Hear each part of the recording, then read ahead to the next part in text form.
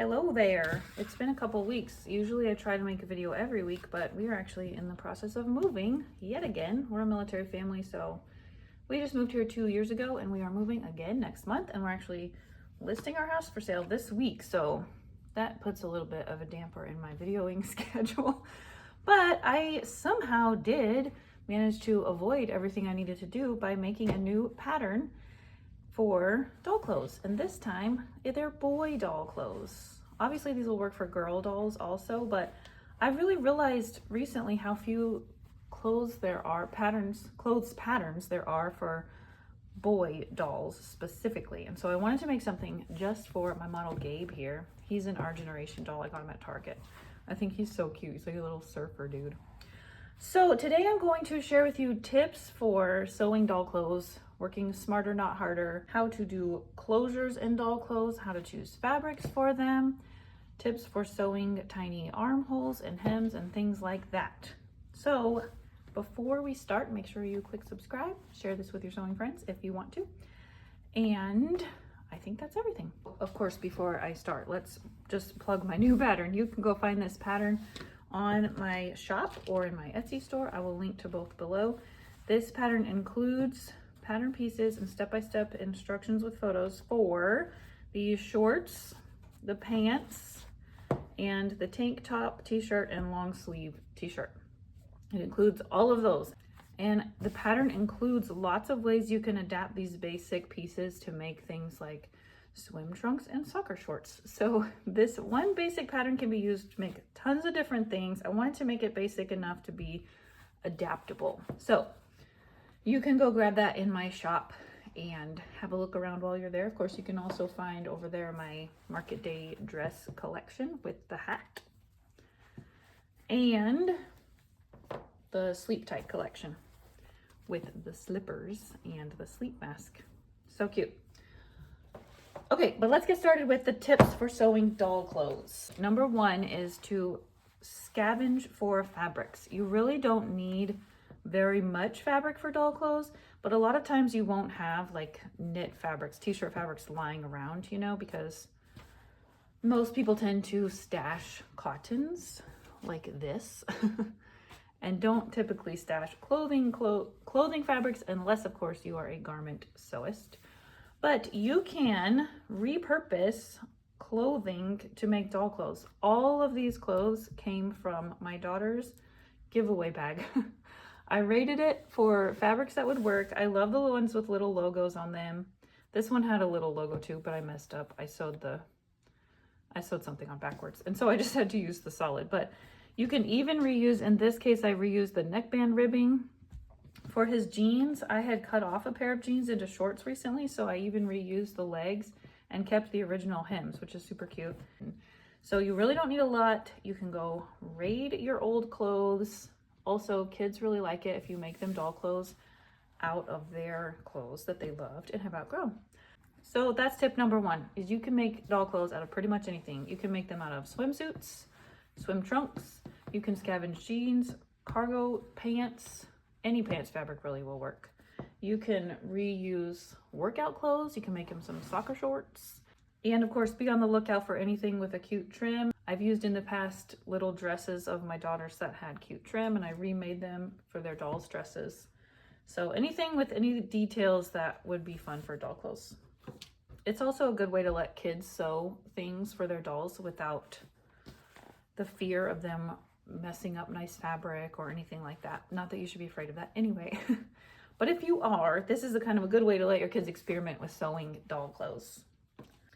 Okay, my second tip I already touched on a little bit, but is to, instead of growing a huge stash of doll clothes patterns that are for one thing or one specific fancy thing, try to buy some basic things that you can then adapt into many things. So like I said, you could use workout pants to make Gabe some shorts, and you could put a couple of ribbon stripes down the side to make soccer shorts. You can reuse pieces of swim trunks to make him some swim trunks if you just add a little cord right here and tie it. You could make this shirt and put it on this way and put a zipper in it to make him a jacket. You could add cargo pockets to these jeans. You could also use jeans top stitching thread to make a little fly right here and pocket openings right here, maybe even back pockets put on there. That would be cute. So the more basic your pattern is, the more versatile it's going to be. So you don't need to spend a ton of money on a lot of fancy doll clothes patterns, because there are some very cute ones out there. Actually, Simplicity and American Girl have collaborated on some, and they're very cute patterns. I'll link to some of those below, but all you really need is a few good basic patterns to make lots of things. You can really dress things up with ribbons, buttons, trims, and fabric choices like this too. I just had a scrap. You can embroider on them. So many ideas with basic patterns. Okay, my third tip is for finishing seams. You can see inside of these shorts, I serged the seams because this is a ravelly fabric. I didn't want it to come apart, especially with doll clothes, because kids use them so much. They just get handled a lot. They might even get washed a few times. So it makes sense to finish seams, but you don't necessarily have to. I actually did not finish them on these jeans. But if you do, and if you don't have a serger, you can finish them with a zigzag stitch, or pinking shears is another option. If you don't want to finish them, then I would definitely avoid things like satin. Definitely avoid chiffon. Maybe you should avoid chiffon anyway. On knit clothing, you really don't need to finish seams because they don't unravel. You can see I just turned it under once and hemmed. Same with this. You don't have to finish those. Okay, my next tip is to work smarter and not harder. When you make shirts for adults or kids sizes clothes, you would put the shirt together, then you would install the sleeves, then you would make the little hems, right? But for doll clothes, you're gonna work in the flat is what we call it. So I'll show you a photo of Gabe's t-shirt being made. We sew the sleeve on in the flat before we sew the side seam, and we hem the sleeve before we sew the side seam, because then you can avoid sewing any of these tiny little tubes. It can be done, but it's harder, so it doesn't make sense. And then we hem the bottom hem before we sew on the closures. We sew on the neckband before we sew the piece together. So you're just working in a little bit different way so that you can avoid having to do anything too tiny. This in the flat method also actually works for adult clothing. Whenever I make a knit garment, I always sew the sleeves on in the flat just because it's easier. I barely even use pins. It's a very easy method. So you might have to retrain your brain when sewing doll clothes to make it easier, because it doesn't matter if, you know, on your own clothes, you wouldn't want this poking out here. That's why you would hem it after. But on doll clothes, it doesn't matter, and it's just gonna make your life so much easier. So my last tip is about the closures, and this is kind of an important one, because you can't get t-shirts over these big doll heads without them opening in the back. And they, of course, just make the clothes easier for kids to put on themselves. So one option is to use Velcro. This is just regular sew-in Velcro. Do not use the stick-in kind. That will gum up your sewing machine and it won't stick unless you sew it. So I always just cut a small piece of this, and then I cut it in half vertically to get this width of Velcro. Sometimes I sew one long strip. Other times I just do two like this. Another Velcro choice is to get these soft Velcro dots. These are a little bit harder to sew. That's why I just went with this. I sew this on in a whole rectangle and it's really easy. But these are softer, and if you find your doll clothes getting jumbled up all together because all their Velcro is sticking together in the bin, this might work better for you. I got these at Hobby Lobby.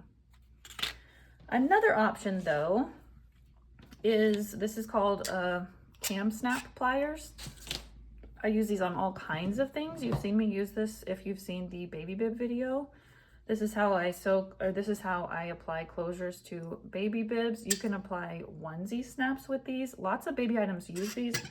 This brand is the Babyville snap pliers, and I'll put a link to it. I've had these for years.